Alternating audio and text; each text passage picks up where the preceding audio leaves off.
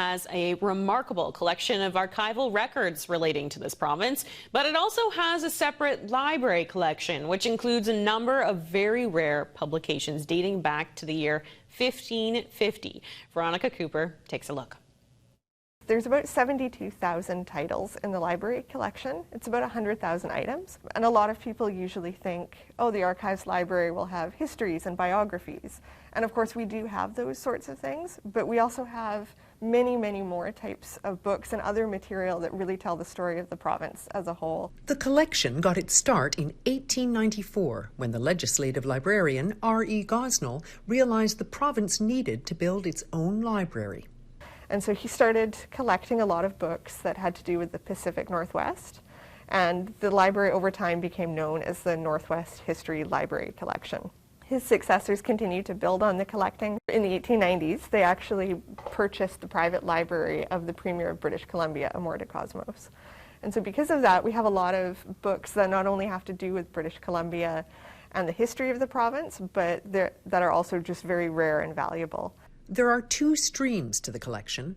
We have the books that relate to sort of the socioeconomic history of the Pacific Northwest, and then we have a rare special collections that has books mainly dealing with explorations and voyages, and some of these date back to the 15 and the 1600s.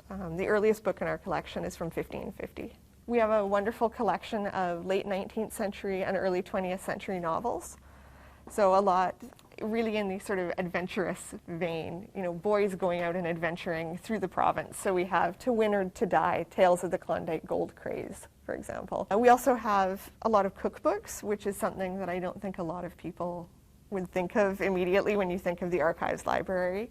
So you can start to trace over time the different recipes that were popular and the different things that people like to eat. Our collection isn't just in English. We have a number of books in French, Spanish, Italian, German, Russian, and some books in Indigenous languages as well.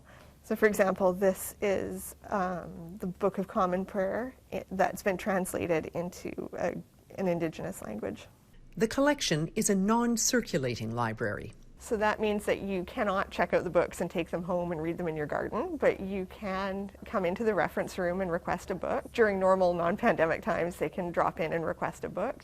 Right now, we're going on an appointment basis, so you would have to request the material in advance. A remarkable collection for researchers to deepen their understanding of BC's history.